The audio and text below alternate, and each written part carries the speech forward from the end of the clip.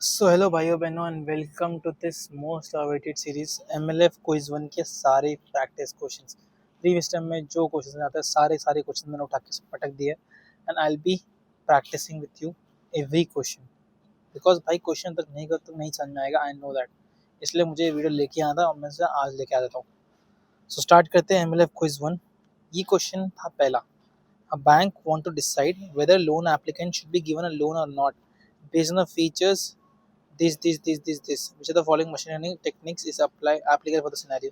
अब मेरे को एक बात बताओ, आपको याद हो कि दो टाइप के लर्निंग्स होते हैं, एक सुपरवाइज्ड एंड एक अनसुपरवाइज्ड। अनसुपरवाइज और सुपरवाइज में क्या है कि सुपरवाइज में हमें पता होता है कि हमारा एंड रिजल्ट क्या है ना। हमें अपना एंड रिजल्ट पता है कि हमें कुछ तो चाहिए इसमें से। अनसुपरवाइज हमें पता नहीं हमें चाहिए क्या है, हम बस उससे एक पैटर्न डिसाइड करने की कोशिश करते हैं ना। याद होगा आपको, नहीं याद तो एमएलएफ क्विज वन देख लो, सॉरी एमएलएफ वीक वन जाके देख लो, ठीक है। सब इस क्वेश्चन पे आते हैं कि एक बैंक है, इसको लोन एप्लीकेंट कैसे करना है कि इसको लोन देना है या नहीं देना है। मतलब हमें पता है हमें क्या करना है, हमें लोन देना है या तो नहीं देना है, ठीक है, बेस्ड ऑन द फीचर्स। अब सुपरवाइज में क्या होता है, सुपरवाइज में दो होते हैं, एक होता है रिग्रेशन और एक होता है क्लासिफिकेशन। रिग्रेशन में क्या होता है, हमें आंसर भी पता होता है, कुछ जैसे हाउस प्रोटेक्शन हो गया या कुछ भी हो गया नॉर्मल। हमें पता करना है कि ये क्या बोलते हैं, ये लैंड का प्राइस कितना होगा या कुछ भी, ठीक है, जहाँ पता है कि हमें ये रिजल्ट चाहिए। क्लासिफिकेशन का मतलब क्या होता है, जहाँ पे हमें पास सिर्फ दो चीज़ पता थी, या तो चाहिए या तो नहीं चाहिए, या तो यस या तो नो। तो इन दोनों को देखते हुए कौन सा चीज़ फिट हो रहा है यहाँ पे, classification. So the answer is classification, simple सा, ठीक है। और नेक्स्ट क्वेश्चन, ये मैं सॉल्व करना ट्राई किया था पहले लास्ट वीडियो में, बट उसको मैंने कट कर दिया।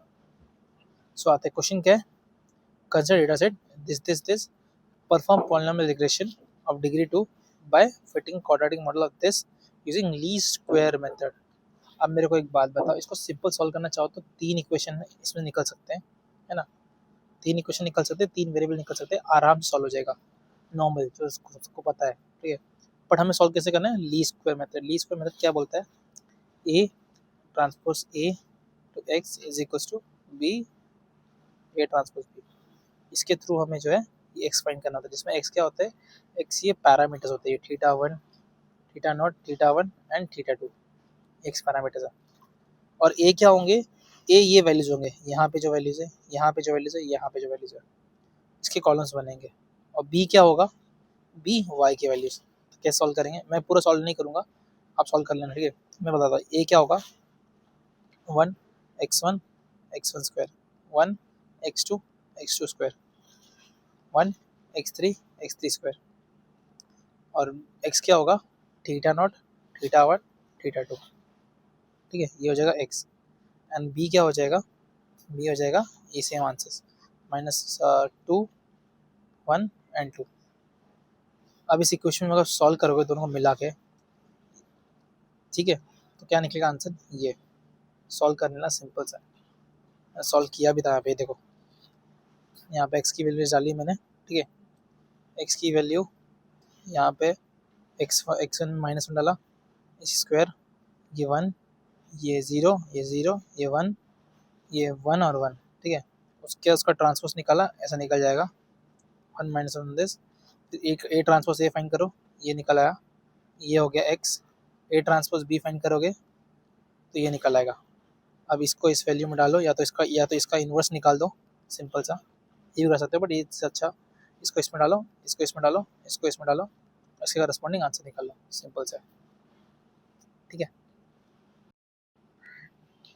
अब आते हैं थर्ड क्वेश्चन पे।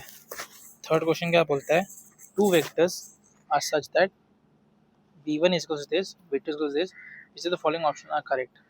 v1 v2 पैरेलल है, v2 v2 ऑर्थोगोनल है, v2 प्रोजेक्शन 0 है, और ये है। अब इसके पीछे की थिंकिंग सोचो, क्या सोचना पड़ेगा।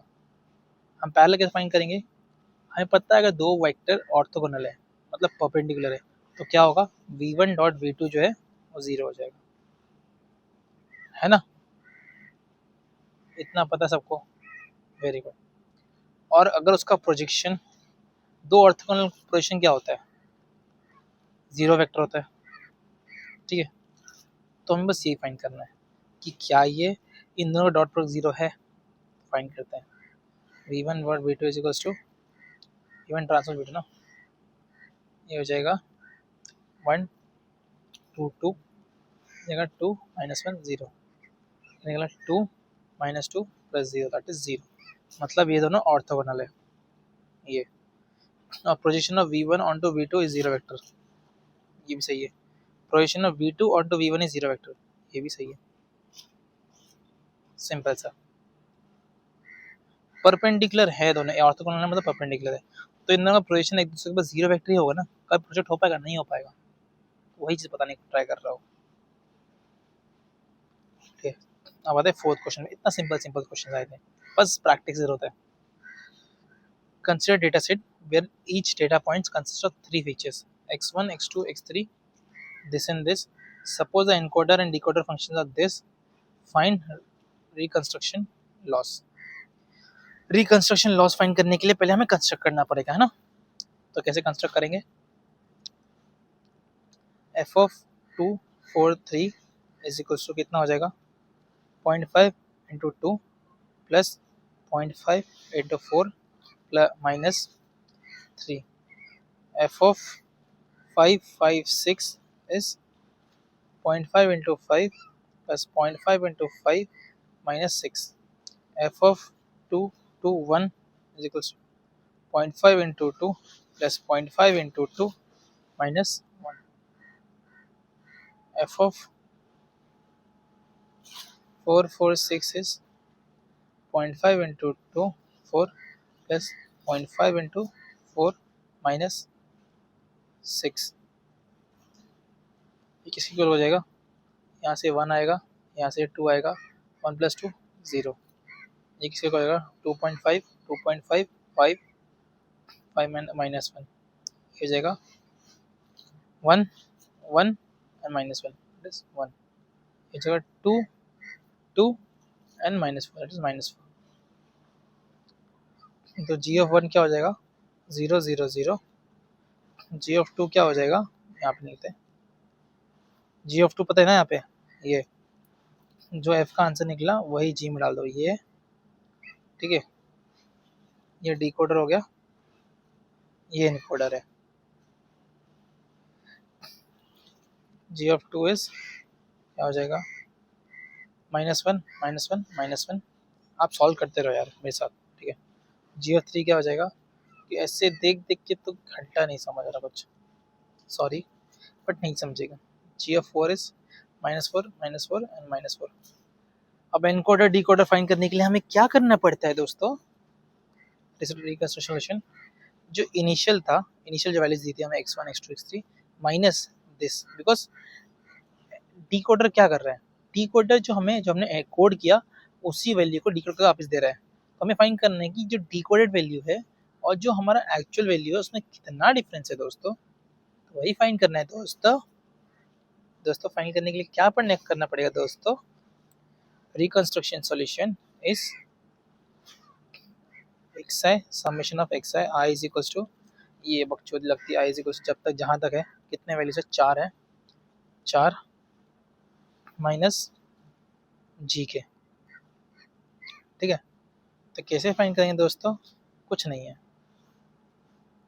इसको इस वाले को इससे माइनस करो, इसके जो अंदर वाले इससे, इस वाले को इसके अंदर वाले से माइनस करो, इसको इसके अंदर वाले से माइनस करो और इसको इसके अंदर वाले से माइनस करो।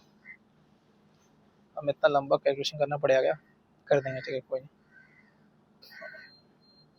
2,4,3 माइनस 0,0,0 का स्क्वायर, तो हो जाएगा 2 square plus 4 square plus 3 square plus उसी तरह इसको इससे माइनस करना है, ठीक है। तो जगह 6 स्क्वायर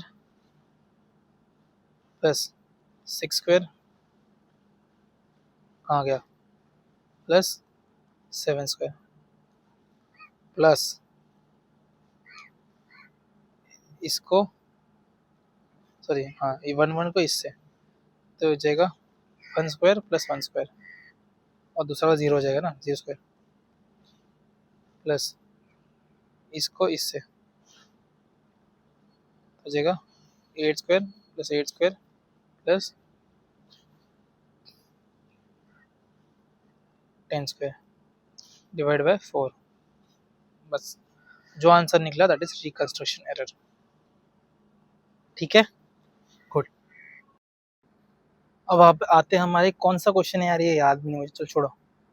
क्या पूछा है, does there exist a matrix of shape 10 cross 10 such that every non-zero vector in R10 is an eigenvector of A with eigenvalues 2? If yes, then compute the value of determinant. So what is the main purpose?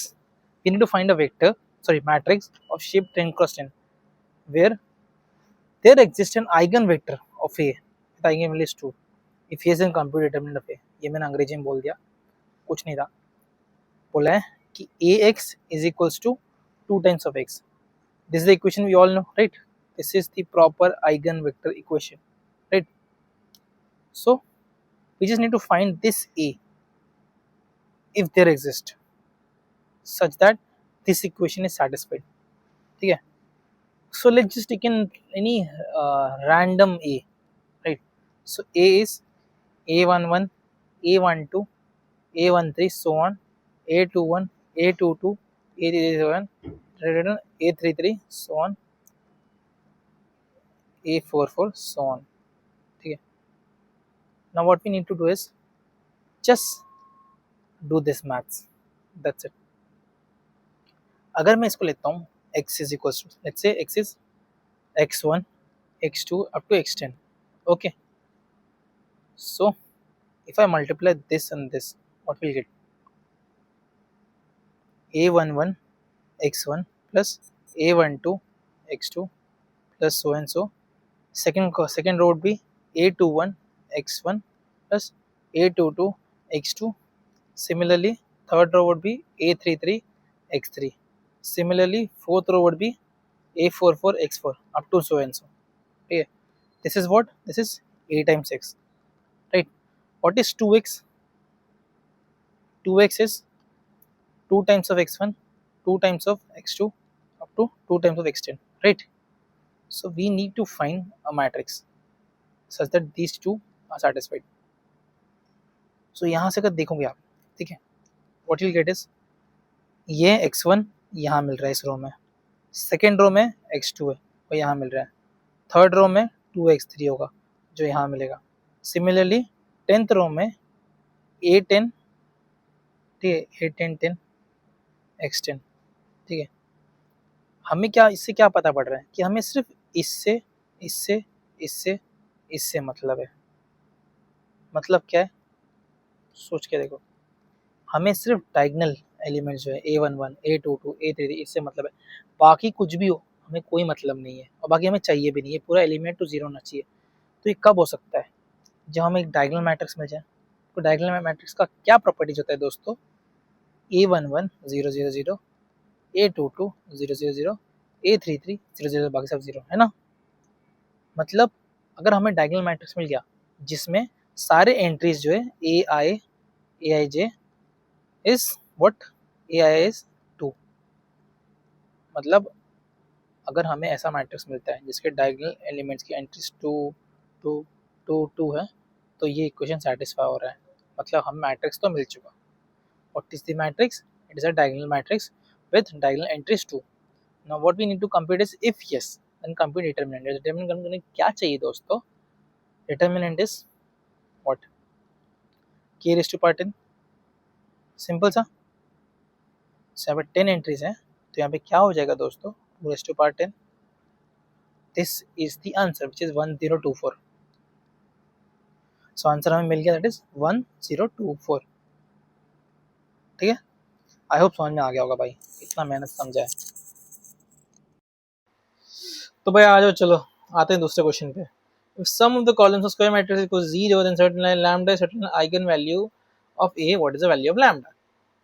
Okay, क्या बोला इसने, sum of the columns is 0, that is C1 plus C2 plus up to Cn is 0, है ना। अब अगर मैं इसमें से आपको एक मस्त चीज बताऊं, इसको हम लिख सकते हैं A into 1111 is equals to lambda times 1111। अब बोलोगे क्या बोल दिया, है ना, मुझे पता है। तो इसलिए चुपचाप से आते हैं एक बेसिक पे, क्वेश्चन नहीं समझे बोलेगा है क्या बोल दिया भाई ये। C1 का मतलब क्या है, A11 A21 A31। तो C2 का मतलब क्या है, A12 A22, है ना, सिंपल सा। अब इसका मतलब क्या है, इसको ऐड कर दो सबको, तो क्या हो जाएगा A11 plus A12 up to A1n, similarly up to AN1 to ANN, this is equal to 0। ठीक है, क्या हम इसको लिख सकते हैं A into one, A into one से 1 1, यहाँ पूरा 1। अब अगर इसको तुम देखो, अगर मैं लिखूँ A11 A12, एक मैट्रिक्स है A11 A12 A13 multiplied by 1 1 1 1, तो किसके इक्वल निकलेगा, सिमिलरली इसके इक्वल, है ना। कैलकुलेट करो सिंपल सा, इसको यहाँ करो इसको यहाँ करो, तो सेम निकलेगा इसके इक्वल, समझे इतना। तो हम इसको इसके वे में लिख सकते हैं, सिंपल सा A11 A12 A13 A21 this into 1 1 1 1, this is equal to 0, है ना। यहाँ से कैलकुलेट किया था, कहाँ से, यहाँ से। तो इसको लिख सकते हैं A times of V is equals to 0 times of 1 1 1 1। तो कुछ उस फॉर्मेट भी नहीं है A V is equals to lambda V, where lambda is what, 0। So ये हमारा आ गया सिंपल सा answer, that is lambda equals to 0, बस। अब आते हैं दूसरे क्वेश्चन पे, जो कि थोड़ा सिंपल क्वेश्चन है पर दिखने में थोड़ा डिफिकल्ट है। That is consider digression problem, that is 4 points in train data set. ये ग्राफ है, इसके बाद बताना है हमें कि smallest square loss trading data set कौन सा होगा। इसमें से जो 4 ऑप्शन दिए हैं इनमें से कौन सा सही है जिसमें लॉस सबसे मिनिमल है। तो अगर चाहो तो इसको एक एक करके वैल्यू पुट कर सकते, जैसे मैंने यहाँ पुट किया कि x को 2 डाला तो y ये निकला, f ये निकला, ऐसे ऐसे सारे वैल्यूज मैंने निकाल लिए। अब इसको और इसको माइनस इसको और इसको इसको और इसको इसका और इसको स्क्वायर निकाल के सबका अब लॉस निकाल सकते हो, आपको पता पड़ जाएगा कौन सा सही है कौन सा गलत है। बट यहाँ पे मैं आपको एक अलग अप्रोच बताऊंगा जो मैंने ट्राई किया था एग्जाम के टाइम पे, दैट इज ग्राफिकल अप्रोच। तो मुझे बताओ 2x इज इक्वल्स टू -4, ये लाइन कहाँ से पास होगी, 2x यहाँ पे 2 डाला y 0 गया, तो लाइन ये कुछ यहाँ से पास होगी, इसको इससे ड्रॉ करते हैं। ठीक है, ये लाइन कुछ यहाँ से पास होगी और 3 पे इसका वैल्यू क्या है, 3 पे इसका वैल्यू 2 है, मतलब कम है। ऐसे ये 3,3 है, बट एफ ऑफ एक्स में ये 2 आ जाएगा यहाँ पे, तो लाइन कुछ ऐसे पास होगी शायद। ये 5 को क्रॉस टच होगी नहीं होगी पता नहीं, मतलब डायरेक्टली से ड्रॉ कर दिया। ठीक है, तो ये लाइन है किसके, एफ ऑफ 1 की, ठीक है, एफ 1 की। अब सिमिलरली एफ 2, ये कैसा होगा, y इज इक्वल टू 4, ये लाइन इससे ड्रॉ करता हूँ मैं, इसे नहीं इससे, y इज इक्वल 4 लाइन, ये लाइन है। ठीक है, सिमिलरली y इज 8 लाइन कहाँ होगा, ये कुछ यहाँ पे होगा। ठीक है, और दूसरा लास्ट लाइन ये 4 माइनस 2x, ये लाइन इसके परपेंडिकुलर होगा कुछ।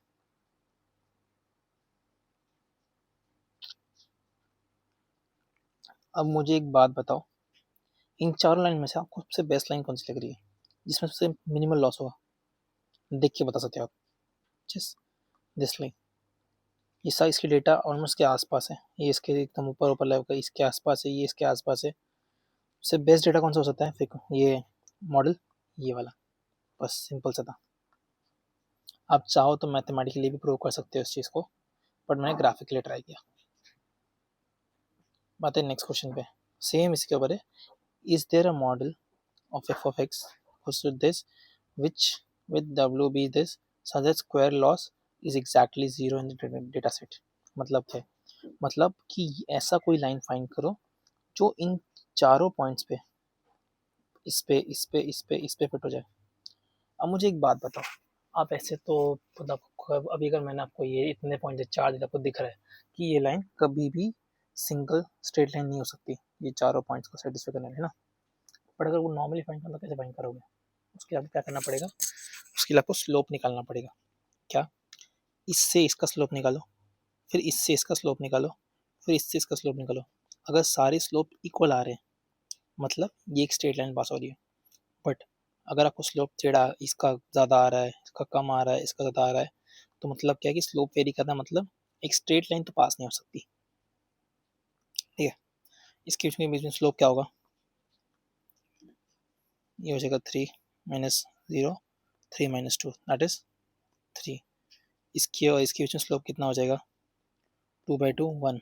तो स्लोप वेरी कर रहा है, मतलब ये स्ट्रेट लाइन नहीं हो सकता, और जो कि दिख भी रहा है आपको। सो इसलिए इसका आंसर क्या हो जाएगा? नो। ठीक है, अब आते हैं नेक्स्ट क्वेश्चन पे। ये क्वेश्चन जो कॉलम स्पेस, रो स्पेस, उसके ऊपर है। Consider following matrix this, which is the following set on the basis of row space. कैसे फाइंड करोगे? सिंपल सा, मैट्रिक्स लिखो पहले 1 0 2। आपको रो रिडक्शन, रो एक्लन फॉर्म में लाना है इसको, बस सिंपल सा 3 2 -1 1। अब रो एक्लन फॉर्म में लाने के लिए क्या है, देखो ये रो तो सही है, इसका फर्स्ट एंट्री जो है नॉन जीरो है, बाकी रेस से अपने कोई मतलब नहीं है। ठीक है, इसके नीचे देखो, इन दोनों को ट्राई करना है। कैसे करेंगे? पहले करो इसको जीरो करने का ट्राई करो। इसको जीरो कैसे करेंगे? R2 टेंस टू, क्या कर सकते हैं, R2 माइनस R1। सॉरी, पहले क्या कर लो इसको, हाँ कर लो, चलो कोई ना, R2 माइनस R1। तो ये क्या हो जाएगा? 1 0 2 जगह 1, ये हो जाएगा कितना, 2, ये हो जाएगा 4, और ये जगह 2 -1 1। ठीक है, फिर इस पर क्या कर सकते हैं? अब इसमें R2 tense to R2 minus R1, D करोगे तो क्या निकलेगा? इसको मैंने यहाँ पहले सॉल्व किया था। ठीक है यार, ये वीडियो में दो बार बनाया, पता है एक्चुअली कोई ना कोई आया था बीच में, इस चक्कर में। तो हो जाएगा 1 -1 0, 1 0 2 0, this is what, 2, this is 2, 2 -1 1। ठीक है, अब क्या करना है हमें? अब हमें यहाँ से डिवाइड कर दिया तो भी हो जाएगा काम अपना, 1 0 2 0 1 1, यानी हो जाएगा 2 -1 1। अब इस पे, इसको और इस पे देखते हैं। इसको जीरो करना है ना हमें अभी, थर्ड रो को। तो कैसे करेंगे? R3 टेंस टू, पहले पहले एक एक रो को करो। पहले मैंने क्या किया, पहले मैंने देखा ये रो सही है, इस रो पे आते हैं, फिर इस रो पे आया। ठीक है, tense to R3 minus 2 R1 हो जाएगा 1 0 2 0 1 1। ये हो जाएगा कितना हो जाएगा,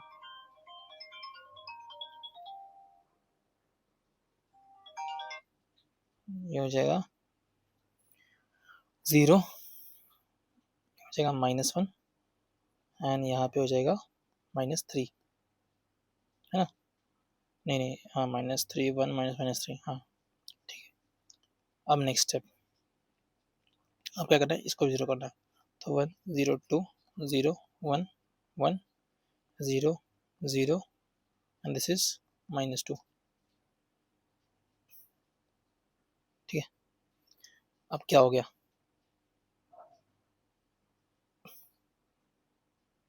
जो गया ये निकला है अपना, ये निकला है। यहाँ पे कुछ कुछ तो गलत किया है मैंने कहीं पे, तो एक्चुअल में यहाँ पे -1 आना चाहिए था। चेक करते क्या है, यहाँ पे मैंने ये किया 2 -1 सिंपल सा लिया, 3,5 R2 tense to R2 minus R1। तो गलती भाई सबसे होती है। ठीक है, तो R2 माइनस R1 किया तो ये 1 निकला, फिर 2 हो गया, ये 4 हो गया, यहाँ तक ठीक था। ठीक है, फिर मैंने क्या किया, फिर मैंने यहाँ से लिया, यहाँ पे यहाँ मैंने किया R2 minus R1, R2 minus R1, है ना। तो R2 माइनस R1 में क्या निकला, R2 minus R1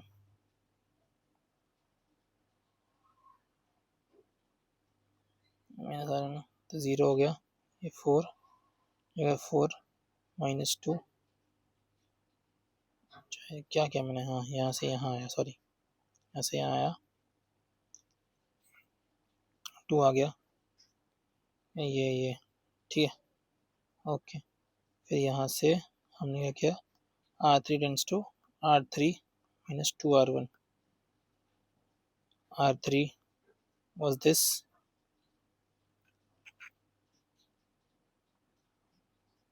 minus 2R1, R3 minus 2R1 is 1 0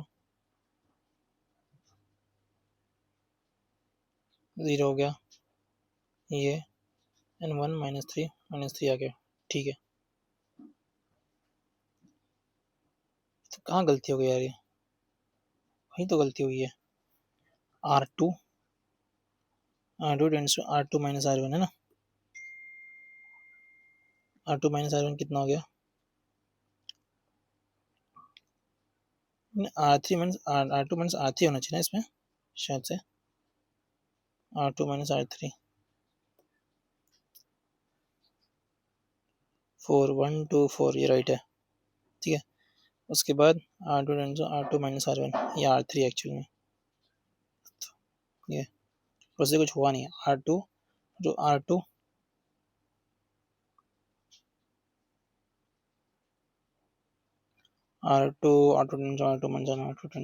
minus R1 कितना हो जाएगा इसमें, ये हो जाएगा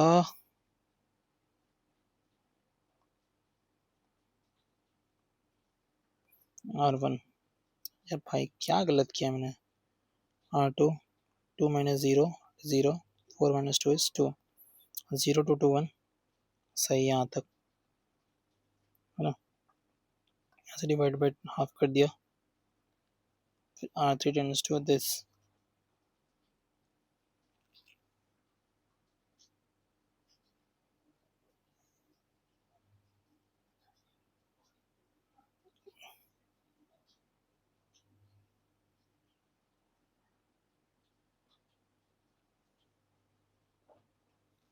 अब इसको मैं, हाँ रुको 2 मिनट भाग यार, ये देख अपने को इस फॉर्मेट में दिया नहीं, समझा मैं, इस फॉर्मेट में दिया नहीं हमें, ठीक है, इसमें से एक भी फॉर्मेट मैच नहीं कर रहा, बट इसको हम और फर्दर मैनिपुलेट कैसे कर सकते हैं, अब समझा।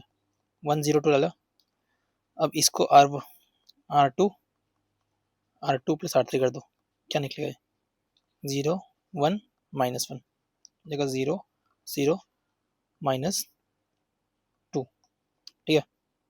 अभी भी इस फॉर्मेट में आया नहीं आया, अब इसको क्या कर दो, R3 को 4 2 R3 कर दो, ठीक है।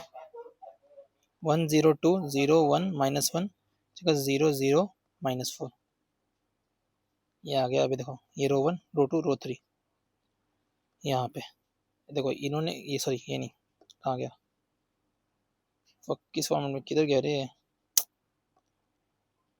0 1 1 2 4,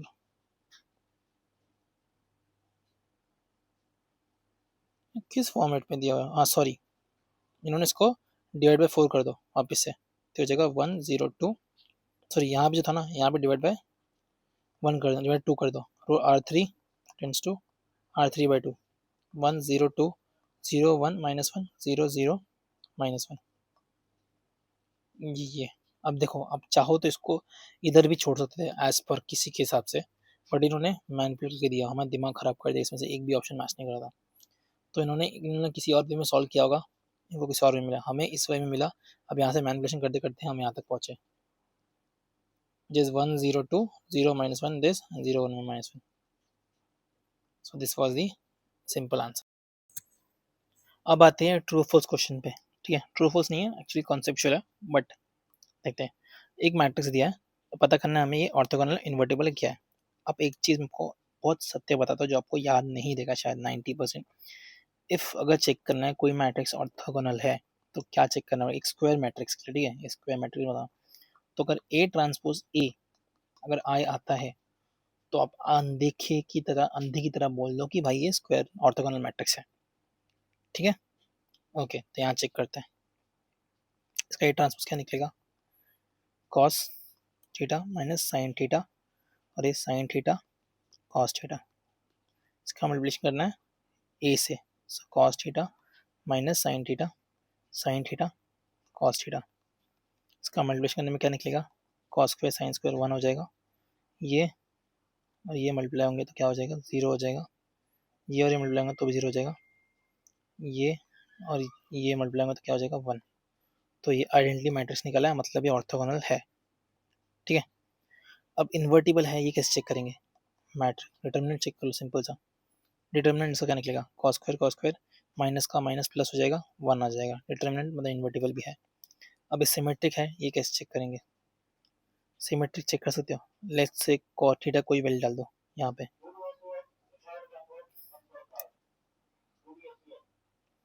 तो ये ए ट्रांसपोज है। ठीक है, ए ट्रांसपोज और ए क्या इक्वल दिख रहा है आपको, नहीं है equal.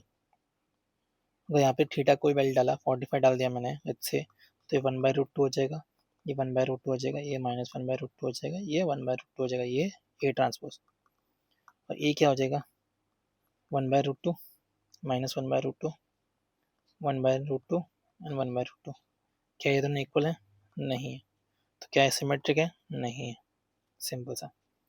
Now which of the following option is true, A does not have real eigen values, A have two distinct a real. अब चेक करते हैं आइगन वैल्यूज चेक करने क्या चाहिए होता है, सिंपल सा, ए माइनस लैम्डा आई का डिटर्मिनेंट चेक कर लो, this is cos theta minus lambda minus sine theta, इधर हो जाएगा sine theta then cos theta minus lambda which is cos theta minus lambda का whole square plus sine square theta, इस हो जाएगा cos square theta plus lambda square minus 2 sine 2 cos theta lambda plus sine square theta इसको 0 which is lambda square minus 2 cos theta lambda plus 1, cos square plus sine square 1 होता है। अब इसका क्या check करने, डी चेक करते हैं, that is b square minus 4ac। अगर ये ग्रेटर देन 0 है तो इसके दो रियल वैल्यूज निकलेंगे, दो रूट्स निकलेंगे, मतलब लैम्डा के दो रियल वैल्यूज निकलेंगे। तो ये क्या हो जाएगा, 4 cos square minus 4, that is 4 into cos square theta minus 1।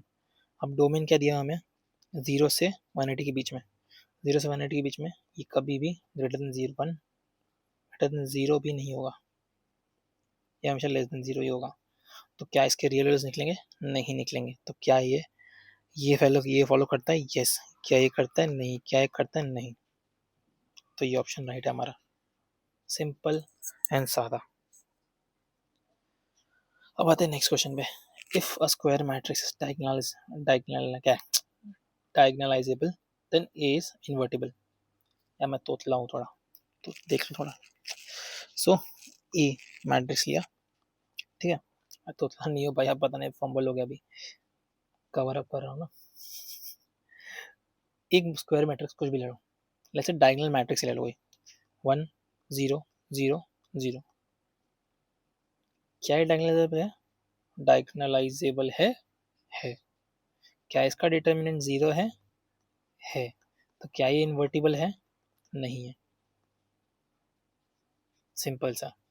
कोई भी स्क्वायर मैट्रिक्स बोला ना उन्होंने, तो मैंने चीटिंग कर लिया, मैंने सिंपल स्क्वायर मैट्रिक्स ले लिया जिसका डायगोनल ये भी एक आइगन वैल्यू है। ठीक है, डायगोनल मैट्रिक्स ले लिया मैंने, इसका डिटरमिनेंट मैंने 0 पे दिखा दिया और इसको डायगोनलाइजेबल भी दिखा दिया मैंने, बस। Eigen value of real symmetric matrix are real. अगर रियल सिमेट्रिक मैट्रिक्स उसका आइगन वैल्यूज हमेशा रियल होते हैं, ये ट्रू है। प्रॉपर्टी चेक कर लेना, a square matrix of shape n cross n is diagonalizable if and only if it has n distinct eigenvalues। क्या ये सत्य है, कतई नहीं, भले इसके रिपीटेटिव वैल्यूज भी हो, जैसे मैंने ये ले लिया 1 1 0, तो ये भी डायगोनलाइजेबल है। पता नहीं बोलने भी नहीं हो रहा, डायगोनलाइजेबल है, बट इसके डिस्टिंक्ट आइगन वैल्यूज है नहीं, ये दो रिपीटेटिव है, तो इसलिए फॉल्स। आई होप समझ गया होगा ये अब तक। अब आते हैं नेक्स्ट क्वेश्चन पे। So this is the last question भाई, जो लीनियर अप्रोक्सीमेशन के ऊपर है। क्या बोला है, consider f of x and x is equal to x1 x2, f of x ये है, इसका लीनियर अप्रोक्सीमेशन फाइंड करना हमें एट 0,0। और ये दूसरा क्वेश्चन है, इसको बाद में देखेंगे हम, ठीक है। तो मुझे एक बात बताओ, अगर मैं चाहूँ तो ये दो x1 x2 है तो इसका दो डेरिवेटिव के थ्रू मैं पार्शियल डेरिवेटिव फाइंड कर सकता हूँ, बट एक सिंपल सा दिमाग लगा तो ये तो ऑलरेडी लीनियरली अप्रोक्सीमेटेड है, हमें बस इसका फाइंड करना है। जैसे ई रेस्ट पावर एक्स का अगर हम फाइंड कर लें तो हमें दोनों का आराम से मिल जाएगा। तो हम ई रेस्ट पावर एक्स फाइंड करेंगे और सिंपली उसमें x2 ऐड कर देंगे। कैसे? लीनियर अप्रोक्सीमेशन का फॉर्मूला क्या होता है?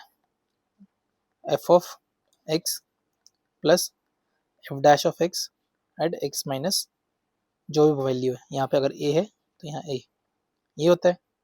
अगर डबल डेरिवेटिव अगर दो वैल्यूज हो तो ए कॉमा बी, इसमें करते हैं तो क्या होगा? A comma B plus F dash at A plus F dash at B to X minus B, अगर दो वैल्यूज होते तो उसमें। बट हम सिंगल वैल्यू में ट्राई कर रहे हैं बिकॉज ये ऑलरेडी लीनियरली अप्रॉक्सीमेट। अगर यहाँ पे ई रेस्ट पर एक्स टू होता या ए रेस्ट पर एक्स होता तो अलग चीज़ होती, बट यहाँ पे ये नॉर्मल है तो हम ई रेस्ट पर एक्स के लिए फाइंड करें single variable, that is E rest पर zero plus F of zero is equal to F of zero plus F dash, इसका एफ डैश क्या निकलेगा? सिंपल ई रेस्ट पर X into X minus zero, F of zero is one plus E rest पर zero क्या हो जाएगा? To X minus zero, that is one plus X. मतलब E rest पर एक्स वन का लीनियर अप्रोक्सीमेशन क्या है? ई रेस्ट पर one plus x one. So total का क्या हो जाएगा? One plus x one plus x two, simple सा, विच इज दिस वन, ठीक है। ओके, अगर इसका भी चाहते तो इसका भी फाइंड कर सकते, इसमें कुछ नहीं था हमने। अगर हम डबल डेरिवेटिव करके करते तो कैसे करते? चाहिए तो मैं बता दूंगा, वरना सिंपल आप डाल सकते हैं। यहाँ पे एक्स वन डाल दो, यहाँ पे एक्स टू डाल दो, जीरो जीरो डाल दो यहाँ पे। उसके बाद यहाँ पर भी ये एक बार डेरिवेटिव करो, इसका ये निकलेगा, इसका डेरिवेटिव करो, इसका वन निकलेगा, और यहाँ पे एक्स टू माइनस जीरो हो जाएगा। तो सिमिलरली सेम निकल के x two plus x one ये आया था, जो कि मैंने सिंपल वे में फाइंड कर लिया। अब आता है दूसरे क्वेश्चन पे, which is actually good question. बहुत दिमाग खराब हुआ था मेरा भी, तो मैंने सोचा तुम्हारा दिमाग खराब करते हैं। रिकॉल दैट एल हमें मिल गया करस्पॉन्ड टू अ प्लेन। जो हमें ये जो इक्वेशन मिला है इसको समझने थोड़ा मुश्किल था, इसको हम प्लेन की तरह करस्पॉन्ड करते हैं, प्लेन की तरह मानते हैं, ठीक है। And can be represented as set of all the points at S. देखेंगे इसको जो है हम इस इक्वेशन की तरह सेट करें, मतलब ये इक्वेशन इस इक्वेशन की इक्वल है, इक्वलेंट है, ठीक है। जहाँ पे W हमें दिया है belongs to R3, B belongs to R, with W being normal to the plane and W transpose W is 3, तो what is B ये फाइंड करना है। तो सपोज हमने L को यहाँ लिया, L is equals to Y है, Z है, ठीक है, Y ले लिया, ठीक है।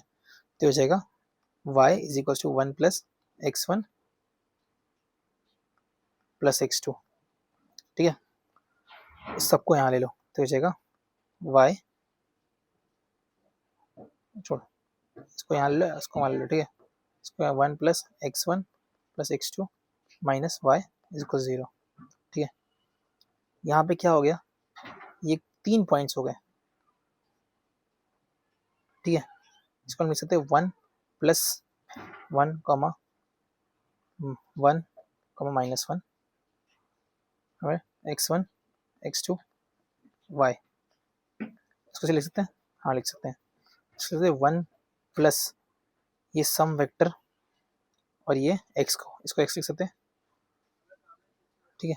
इसको लिखते हैं A transpose vector into x zero. अब इसको देखो और इसको देखो, ये सिमिलर लग रहा है, लग रहा है। अब चेक करने के लिए हमें क्या करना पड़ेगा? इस कंडीशन को चेक करना पड़ेगा। तो चेक करते हैं, डब्ल्यू ए क्या है? A is one one minus one, ठीक है। A transpose one one minus one, इसको करने पे क्या निकलेगा? 3, मतलब डब्ल्यू ही ए है। अगर डब्ल्यू ही ए है और यही अगर 3 प्लेन में एक्स है तो ये बी हो गया ना, सिंपल।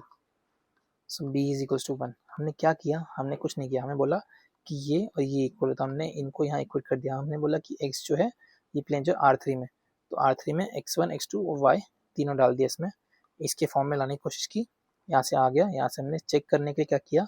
चेक करने के इसको चेक किया, इस कंडीशन को, कि क्या हमारे वैल्यूज सही हैं। तो चेक किया तो सही निकले, तो इसका मतलब क्या है? ये भी B1 होगा। यदि ये 6 होता, 6 होता, ये 6 होता तो ये 2 होता, ये इस कंडीशन को चेक करने के लिए ये बना हुआ था। ठीक है, बस आई होप अब तक को समझ में आ गया। अगर को अभी भी कोई डाउट है क्वेश्चन में तो प्लीज़ मुझे बता दो कि और प्रैक्टिस असाइनमेंट चाहिए तो हम कर लेंगे।